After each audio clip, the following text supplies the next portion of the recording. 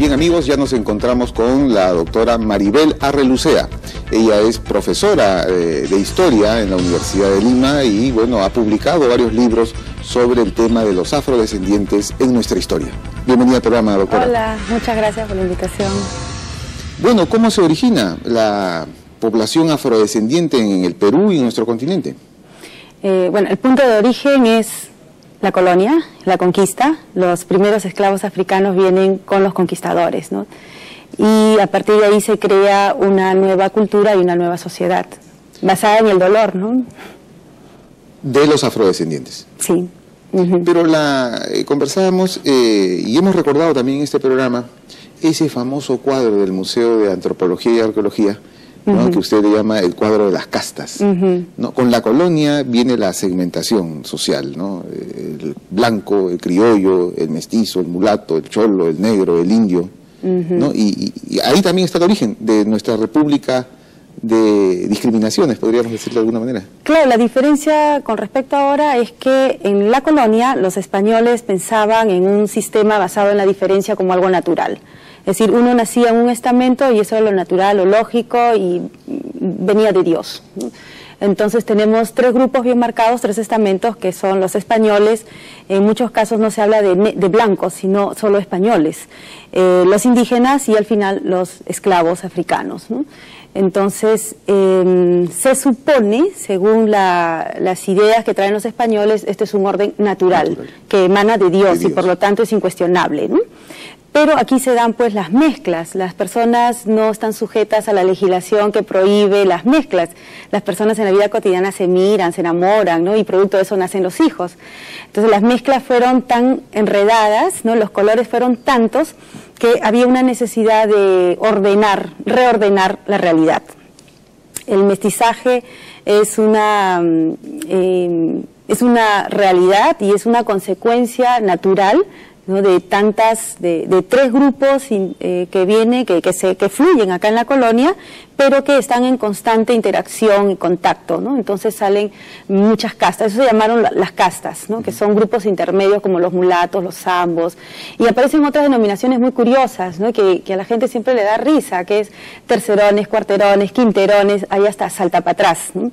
Ahora, en el siglo XVIII... ¿Saltapatrás qué es? ¿Un regreso? Es un retorno, ¿no? De tantas mezclas, sea con blanco o sea con negro, sale alguien que es totalmente blanco o totalmente negro, ¿no? Entonces, por eso se entiende que es natural. La diferencia basada en la piel, el color de la piel, o también el tener un apellido honorable, pertenecer a una familia honorable, hay muchas cosas que confieren a alguien un estatus y un lugar dentro de la sociedad, ¿no? Y luego de la colonia pasamos a la república. Claro, el asunto es la igualdad ante la ley. Con la república se instala un nuevo episteme basado en la igualdad, ¿no?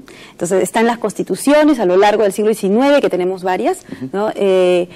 Siempre se enfatiza en la libertad y la igualdad. Sin embargo, en la vida real, ¿qué es lo que está pasando?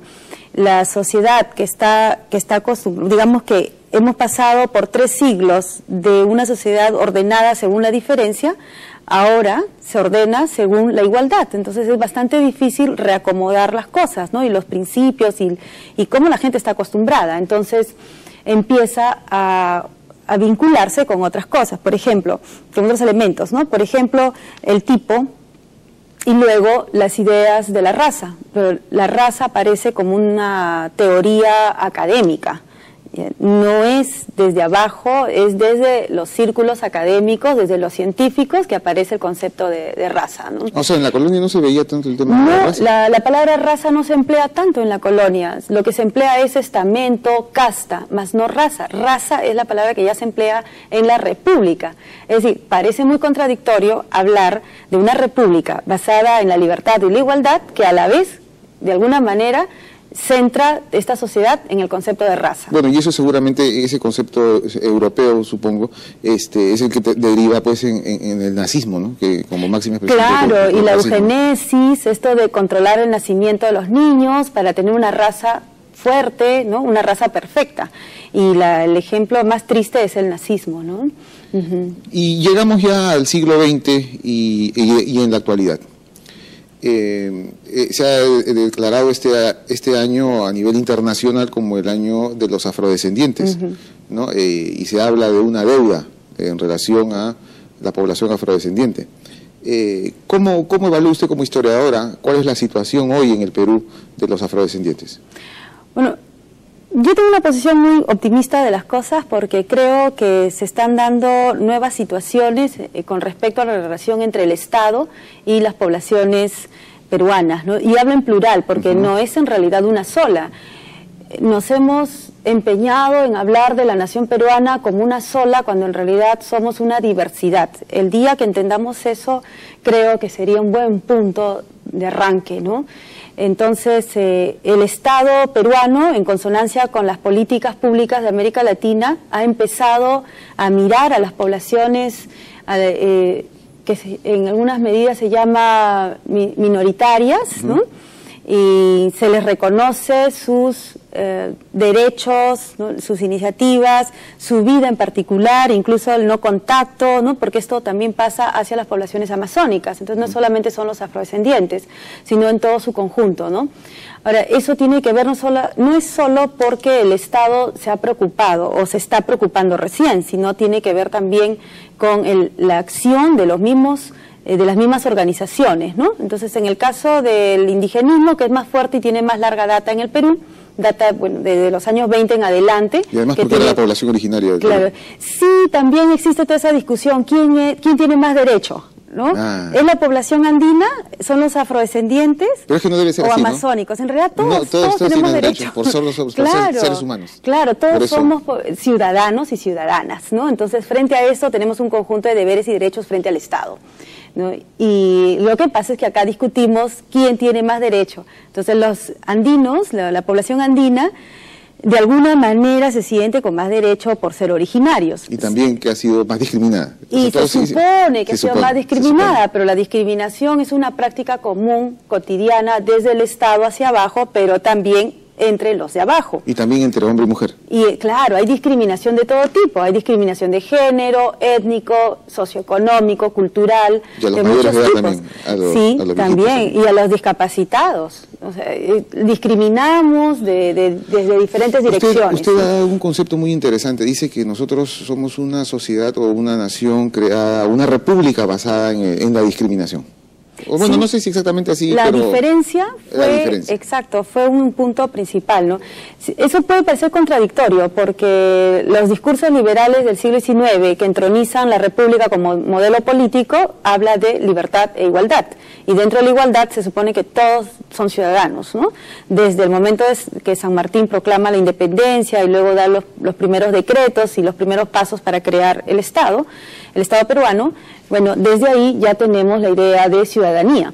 Sin embargo, en la práctica se dan varios hechos que conducen más bien a una diferenciación y mucho más radical que en la colonia, ¿no? En este siglo XXI, en inicios de este siglo XXI, entonces, ¿qué es lo que debemos esperar? ¿Qué es lo que debemos buscar como república, como nación? ¿Qué opina usted? Estamos caminando, ¿no? Hacia el proceso de una igualdad, ¿no? Tanto en el campo étnico, los debates sobre etnicidad, como en el campo de género. El Perú adolece de esos dos puntos, ¿no? Somos asquerosamente machistas y racistas. Y eso tiene que ver con un punto hacia atrás. Somos, parte de un proceso en el que la sociedad peruana tiene esos rasgos, porque con la República no se eliminan rasgos anteriores de una sociedad de castas, una sociedad estamental. Debemos buscar el cambio de esos paradigmas. Eso es la tarea. Definitivamente. Y yo creo que no solo parte del Estado hacia abajo, ¿no? Esto es algo cotidiano que se ve, entre los individuos, ¿no? En la vida cotidiana. Entonces, es desde la escuela, es también desde la casa, desde la familia, ¿no? Somos todos. Y desde la televisión. Y, por supuesto, ese es otro campo, ¿no? La responsabilidad que tiene la televisión, tiene una responsabilidad muy grande, ¿no? Porque genera toda una cultura de masas y algunos estereotipos se refuerzan en la televisión, ¿no? Por ejemplo, que ahora ya lo veo menos, ¿no? Para propaganda de detergente, hacia unos años atrás, se empleaba mujeres afrodescendientes, ¿no? Incluso se puede citar acá alguna marca? Por supuesto, ¿Sí? Bueno, está en su derecho. Ñapancha es una marca que empezó a posesionarse en el Perú utilizando la figura de una mujer afrodescendiente. Entonces relacionaba mujer afrodescendiente, la bandera, ¿no? Y digamos que el trabajo óptimo, ¿no? Calidad. Lo mismo se hace con las cocineras. Bueno, esperemos pues que podamos ir trabajando en este cambio de paradigmas y el programa, justamente este programa del Tribunal Constitucional, que es el garante de la igualdad y de los derechos y la no discriminación, espera contribuir con eso. Muchas gracias por haber venido al programa. No, gracias a ustedes. Bien, amigos, en el próximo bloque nos encontraremos con la profesora Susana Matute del Centro de Desarrollo Étnico para seguir conversando sobre este interesante tema. Regresamos después de la pausa.